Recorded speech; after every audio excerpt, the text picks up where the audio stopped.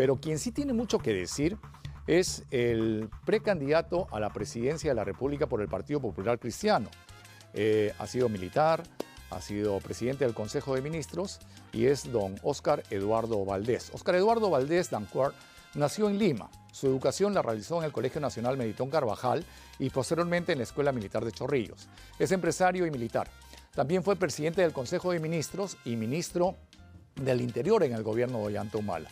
Pertenece al Partido Popular Cristiano y para mí es un gusto y un placer poder conversar con él esta noche y que nos cuente el por qué quiere ser candidato del PPC, por qué quiere ser presidente de la República, por qué está en esta lid política.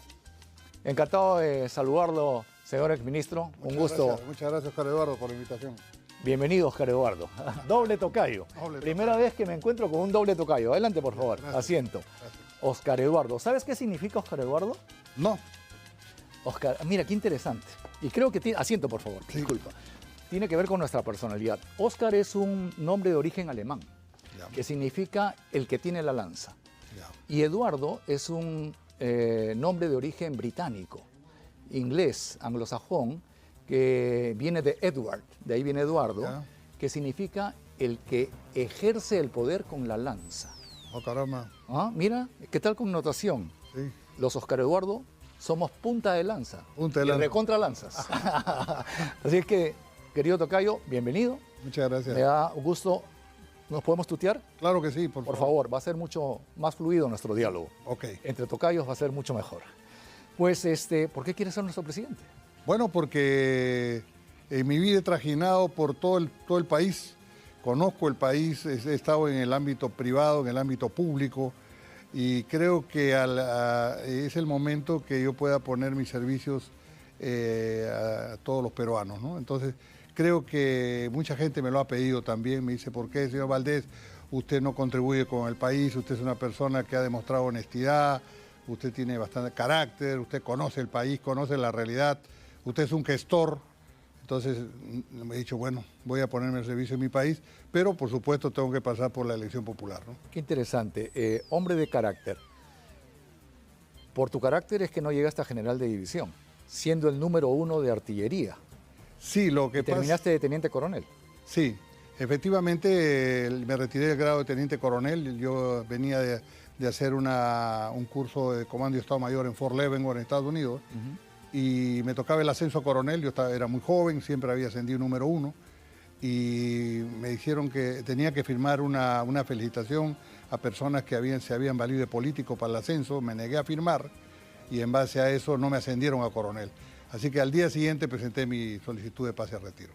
Cuando tenías un futuro militar brillante. Tenía un futuro... ser comandante general de las Fuerzas Armadas. Sí, yo podía haber sido, sí. Tenía justo el comandante general de ese entonces me llamó a su oficina y me dijo, oiga, pero usted tiene un futuro todavía por delante, un año no es nada. Le dije, no, para mí un año en cuestión de principios y valores es bastante. El honor militar, ¿eh? Así es. Que es básico, valores. Yo creo que es básico. Y mire, en la vida siempre uno debe conducirse con valores y principios, y siempre las cosas van a salir bien. Así es. A veces uno evade un gran obstáculo, pero hay una gran oportunidad al costado. Claro que sí. Óscar Eduardo, tú has sido primer ministro de un gobierno supuestamente de izquierda. Y ahora estás queriendo postular a la presidencia con un gobierno, con un partido no supuestamente, sino evidentemente de derecha. ¿Por qué ese cambio de poder trabajar con un gobierno, con un presidente que entró como izquierdista y ahora postulas por una agrupación con una ideología totalmente distinta? Por decir, antes eras de la U y ahora estás en Alianza. ¿Por qué ese cambio? Explícanos, por favor. En principio, cuando entré al Ministerio del Interior convocado por el presidente Ollanta Humala, fue para solucionar el problema de inseguridad ciudadana, la Policía Nacional, todo el tema que realmente abarcaba el Ministerio del Interior. Pero ya en el trayecto como ministro del Interior, el presidente Ollanta Humala se dio cuenta que sus congresistas le pedían llevar a cabo la gran transformación. Pero el presidente Ollanta Humala había sido votado por la hoja de ruta. Claro. Entonces, cosa que yo le recomendé y me dijo, consígase un premier que le ayude en esta tarea de llevar adelante la hoja de ruta. Y me dijo, bueno, le pido que usted sea. Entonces, acepté ser premier. Un poco dejamos de lado a todos los señores que estaban por la gran transformación en la PCM, y me gané una bancada de oposición muy feroz, la bancada del presidente Ollantumala. Por eso muchos cuando iba al Congreso me decían, usted es el premier de la oposición, porque todo el resto comulgaba conmigo, menos los congresistas del presidente Ollantumala. En ese contexto, como bien lo dice Oscar Eduardo, era un gobierno que subió como izquierda, pero gobernó como derecha, porque nosotros en la hoja de ruta planteamos que tenía que haber mucha inversión para poder hacer la inclusión social que había prometido el presidente Ollantumala. Ahí se implementó Beca 18, Pensión 65, Cualiguarma, los tambos, se hizo mucha cosa social, pero para eso necesitábamos dinero y necesitábamos manejar la economía con mucha inversión y de manera muy liberal. ¿No? Ahora, ¿por qué voy al PPC y por qué ahora postulo con el PPC? Porque yo siempre fui admirador de Bedoya, siempre. ¿Ah, sí? Sí, nunca voté por él, porque era militar y no votaba. No podías votar, claro. No votaba. No. Pero yo fui un admirador de Bedoya, de Ramírez del Villar, de Osterling, de Polar, de toda esa gente que realmente dignificaba el Senado y la Cámara de Diputados. Y además, ¿sabe qué? Yo vi que el PPC tiene un ideario que lo entiendo, lo comprendo y se adapta tremendamente a lo que yo pienso. Segundo, que he visto que es un partido que tiene estructura. Y tercero, que esa estructura va a trabajar en función de un plan de gobierno, que hay 100 personas profesionales muy calificados que están ahorita haciendo un plan de gobierno. Creo que ideario, estructuras, plan de gobierno, cuadros para dirigir un país. Por eso es que me he animado a ser un precandidato del PPC. Partido Popular Cristiano. Partido Popular Cristiano, sí. ¿Eres cristiano, evangélico, católico? Soy cristiano, católico, cristiano. O sea, católico, apostólico y romano. Defiendo la familia, soy de los que cree que debe haber libertad, una economía social de mercado, que debe haber libertad para que el ciudadano se desarrolle. La persona debe estar por delante del Estado. Por eso es que comulgo, como digo, plenamente con toda la doctrina del PPC, ¿no? Claro, tal vez si una de las pérdidas más grandes en la política peruana fue que Luis Bedoya Reyes no llegó a la presidencia, porque si hizo la vía expresa todo lo que hubiese podido hacer. No, y Bedoya... Ahí perdió el país, ¿ah? Claro, es que Bedoya era un hombre muy franco, que decía las cosas como las sentía. No era el político mentiroso, rufián, el que escondía las cosas. Bedoya lo decía tal cual. No, y tenía mucho barrio, mucha esquina, mucha calle. Aparte de eso. Chalaco. Chalaco, un hombre con mucho ingenio. Muy creativo. Muy rápido para el pensamiento. Muy ingenioso. Y un hombre honesto. Hay una anécdota interesante.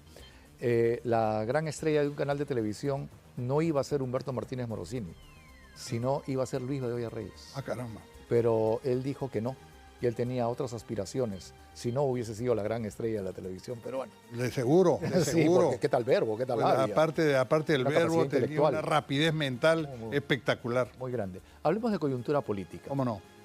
Han allanado esta mañana a la casa del vocero presidencial. Un vocero presidencial un poco raro, porque el vocero del gobierno es el primer ministro. Así es. Acá hay doble función. Pero este está dando la vuelta al mundo. Es el hombre que representa a la presidenta de la República. Situación incómoda, situación rara, ¿eh? Pero es la primera vez que una presidenta no puede hablar por sí misma, ¿no? Normalmente los presidentes son los que transmiten a la población dónde ve el país, cuáles son los objetivos, cuáles son los problemas del país. No puede ser que una presidenta hable a través de un vocero, como si fuera pues un muñeco que habla por ella, ¿no? Porque las cosas del gobierno, como bien lo manifiestas, el premier es el vocero del gobierno. Sí. Ahora, yo no sé por qué el premier ha aceptado esta situación. Ahora, este tipo de allanamientos tan tardíos, la verdad que no saben a nada, ¿no? Es un juego, es una mentira. O no, que no encontraron nada. ¿Qué van a encontrar pues, después de tantos años, ¿no? Entonces creo que ahí falla la Fiscalía. Los allanamientos deben ser oportunos. Claro. Ahora, esta situación política en donde la presidenta tiene tan solamente 3% de aprobación, ¿hace manejable un gobierno? De ninguna manera. La única manera que se hace manejable si cuenta con el apoyo del Congreso, que sí lo tiene. Entonces acá hay una complicidad, hay unos siameses que están caminando y que quieren llegar al 26. Ahora, mucha gente se ha opuesto a una vacancia, ¿no? A que se nombre un nuevo gobierno de transición. Yo soy de los que creyó desde el principio que no debió continuar el gobierno de Castillo. Cuando Castillo salió, ahí debió hacerse nuevas elecciones y la señora no debió asumir. Y el Congreso tuvo la posibilidad de que ella no asumiera, porque ella tenía, recuerdas, la doble función que había ejercido con el club Apurímac. Así es. Y ahí el señor Otaro es el que la defiende y por eso después se corona. Ahí sí había una infracción constitucional, porque el cargo de presidente de la República es a exclusividad. Y uno no puede estar ni en empresa estatal, ni en empresa privada, pública, ni privada. Ni pública ni privada, ni en asociaciones, ni en ONG, ni en nada. O sea, de que se cometió la infracción constitucional, se cometió. Pero este Congreso lo pasó piola, como dicen. Claro, y también porque los conformistas, ¿no? Esos conformistas que decían la estabilidad del país. Claro, la estabilidad del país es que yo sigo gozando de mi poder, de mi influencia para mis empresas, para toda mi bancada, para poder hacer las leyes que quiera, para acomodarme para el 26. Eso era la estabilidad que querían estos señores. El Perú ha perdido. Mira, ahora vamos a flotar hasta el 26. Sí, pues. Vamos a seguir flotando. Sí, pues. ¿Cómo puede ser posible que un país con los minerales tan altos, los precios, estemos creciendo 3%? ¿Cómo hace? Y menos mal que tenemos al señor Velarde, que no tenemos inflación, pero ya empezó el déficit, sí, pues. Ya empezó el populismo, ya empezaron los gastos. ¿Cuánto más van a gastar hasta el 26? Eso es lo que tenemos que darnos los peruanos. ¿Nos vamos a contentar con que se incremente la deuda externa? Ya se empezó a incrementar la deuda externa, cosa que la manteníamos detenida. O sea, nos estamos endeudando nuevamente. Nos estamos endeudando, claro. No, pero si tenemos tanta plata. No, ¿Por qué pedimos plata si tenemos? O sea, no estamos misios. Pero nos estamos endeudando con el BID, que es nuestro socio, somos miembros y estamos pidiendo dinero. Entonces, yo creo que ahí hay que analizar aquellos que dicen que la estabilidad, hay que ver el déficit que vamos a encontrar y el aumento que va a tener la deuda peruana. Claro. Creo que esas son cosas importantes. Se habla de una inflación del 2% para el próximo año y de un crecimiento promedio también del 2%. Con los precios de los minerales, por ejemplo, Alan García aprovechó muy bien y tuvimos crecimientos del 6, 7, 8, 9%. Sí. Situación que ahora deberíamos estar sobrepasando. Y no solamente los minerales, mire cómo está la pesca. Ya no tenemos el fenómeno del yacu. La pesca está boyante, la agricultura, las exportaciones no tradicionales. Tenemos un país ideal para crecer 6, 7%, porque ahora mucha gente habla solo de la pobreza. Yo creo que cualquier estadista tiene que hablar no solo de la pobreza, sino de la desigualdad social. Claro. Y la desigualdad social está en la educación, en la salud, en la infraestructura de soporte. Y esas son cosas que los peruanos de provincia sentimos, que realmente ese abandono. Y particularmente en el sur, por eso es que en el sur se vota con rebeldía. Sí, pues, en el sur se ha votado las últimas elecciones con rebeldía. Sí. Y se habla de un sur rojo, ¿no? Un Perú del norte y un Perú del sur. Pero un sur rojo que no existe, porque no vamos a decir que nuestros amigos juliaqueños son comunistas, son más capitalistas que usted y que yo. Claro. Los arequipeños, los cusqueños, ¿quién es comunista? Y lo que pasa es un voto de revancha. Oye, ¿por qué te olvidas de mí? ¿Cómo es posible que sigamos pensando en renovar el aeropuerto internacional Jorge Chávez, que ya vamos a inaugurar el nuevo, ¿de acuerdo? Que hayan 2, que hayan 3, pero que haya en provincias también, pues. Claro. Que haya radares en Tacna, que haya radares en Cusco, que se termine Chinchero, que se haga el de Juliaca. Eso es lo que reclama el sur, ¿no? Por ejemplo, se habla, oye, Chancay, qué buen puerto. ¿Y qué otro puerto hay en el sur? Matarani, que ya está saturado. Bueno, pero ahorita sale uno nuevo en Arequipa, ¿eh? Con inversión norteamericana. Bueno, eso es un cuento hasta ahora, ¿no? Porque el Corío, hay muchos proyectos, tiene la mayor profundidad que Chancay inclusive, pero China ya dio el batacazo. Claro, ganó. Ganó China con puesta de mano. Ganó. Puesta de mano. Ahora, qué interesante que hables del sur porque, Óscar Eduardo, tú te has desarrollado mayormente en el sur, en Tacna. ¿Ahí vives? Sí, yo vivo y trabajo en Tacna. Yo hace 30 años que desarrollo una industria. ¿En qué actividad estás? En Tacna. ¿Qué tipo de industria? Industria alimentaria. Nosotros tenemos 3 molinos de trigo y tenemos fábrica de fideos. No somos los segundos a nivel Perú en fideos. A pesar de que estamos... ¿Qué nombre? Don Máximo. Don Máximo es lo máximo, ¿no? Es el líder en todo el sur. El líder en todo el sur. Publicidad gratis, ¿ah? Gracias. Muy amable. Don Máximo es lo máximo, está bien. Sí. Y entonces producen tallarines, fideos. Fideos, todo tipo. Exportamos a Bolivia, exportamos a Chile, exportamos a Panamá. Tenemos una industria muy, muy pujante. ¿Tenemos? ¿Por qué? ¿Con quién lo tienes? Porque la familia es tuyo. Una familia, sí. 100% con tu familia. Con mi familia, que esto un negocio viene de la época de mi suegro, que él dejó un molino pequeño, yo me hice cargo el año 95.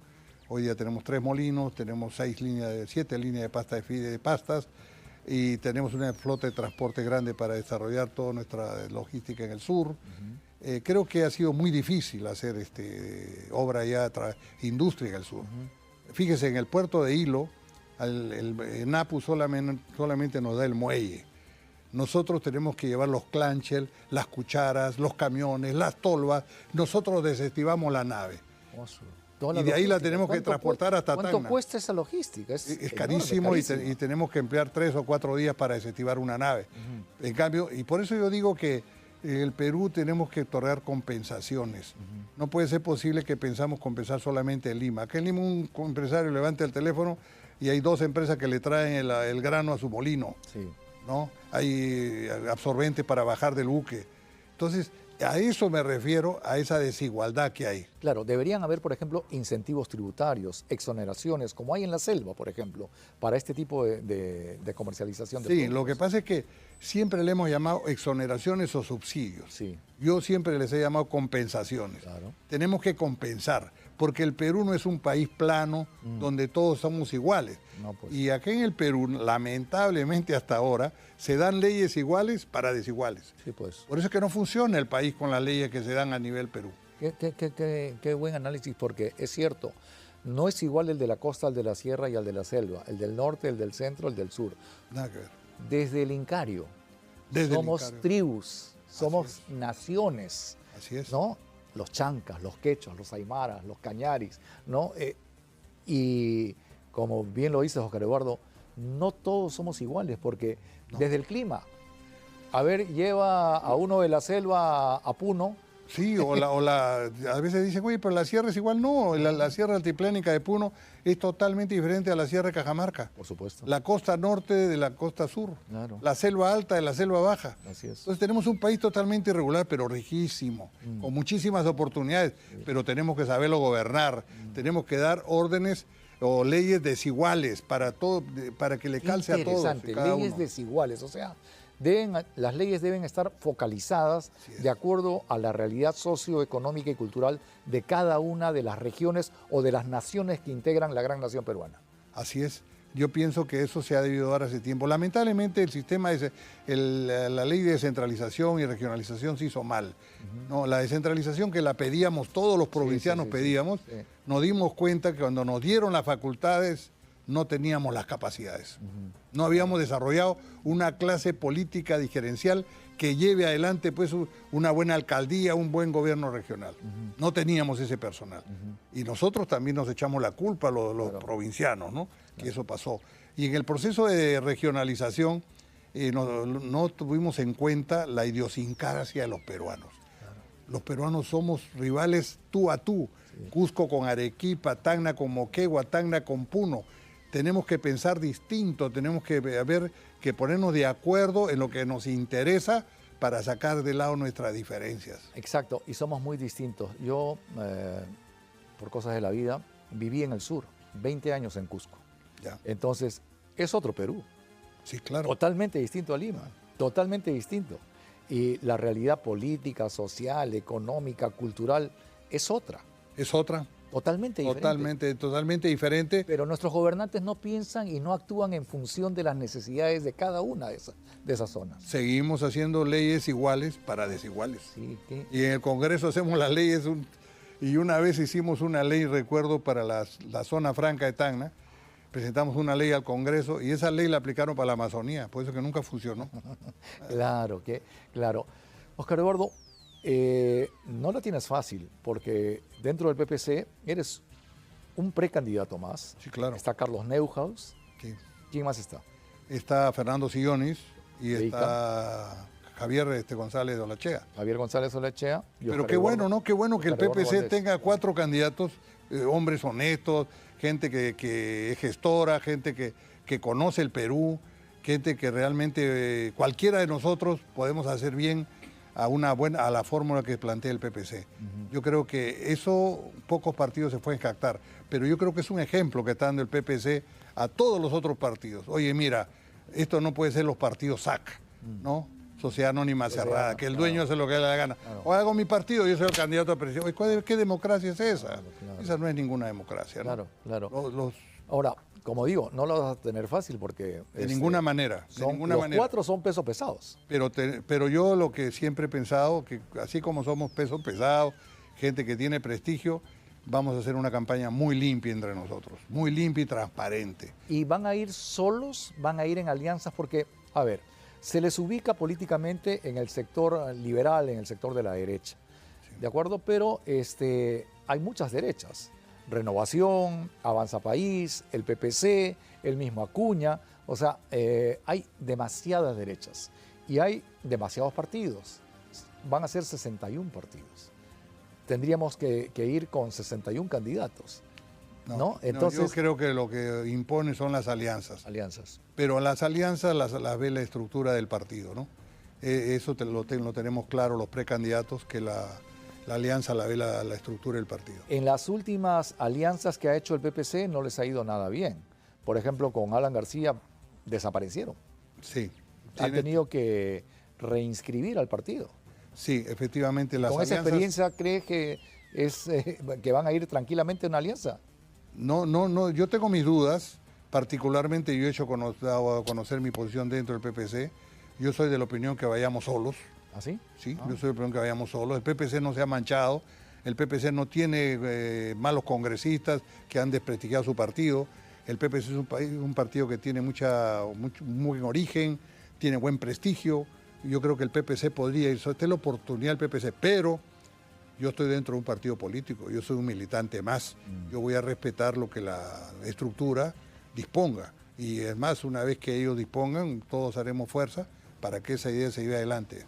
Interesante. Y si fueses presidente de la República, ¿qué es lo que ofreces? ¿Por qué los peruanos tendríamos que confiar en Óscar Eduardo Valdés? Sí, ¿dónde estaría el cambio? El cambio estaría que sería un gobierno totalmente con muchísima integridad. El problema de la seguridad ciudadana lo resolveríamos muy rápido y haríamos una reforma del Estado. El Estado peruano tiene que reformarse. Cuando estuvimos con el presidente Ollanta hicimos muchas reformas, ¿no? Y cuando decían, ¿por qué no las anunciamos? Porque en el Perú cuando se anuncian las reformas no se llevan a cabo. Pero esta vez sí hay que anunciarla, porque es un deber y una obligación anunciar la reforma.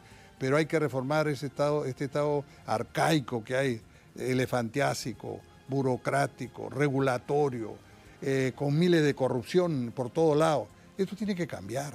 Y no lo vamos a cambiar pues a la mala, lo vamos a cambiar en democracia, con ideas, con ejemplos. Y yo creo que el PPC, cualquiera de los candidatos que tome la batuta, va a dar un ejemplo de honradez y integridad. Pues desearte suerte, muchos éxitos, muchas gracias, estimado tocayo. Espero que te vaya bien en esa lid interna y veremos si el Partido Popular Cristiano decide democráticamente que tú seas su candidato y vas a la presidencia de la República. Solo queda desearte mucha suerte, muchos éxitos. Estás en un camino difícil. La política en el Perú es muy fea, no es limpia, hay mucha traición, hay mucha mentira y te has metido en una olla de grillos, en una olla de lagartos. Pero yo creo que el PPC no es, si te refieres al resto, yo creo que hay que combatir con el resto. Qué bueno que hace la diferencia. Claro, pues no, el PPC no tiene ese lagartos, ni tiene ese tipo de intrigas. Yo creo que el PPC es un partido muy limpio y por eso estoy ahí.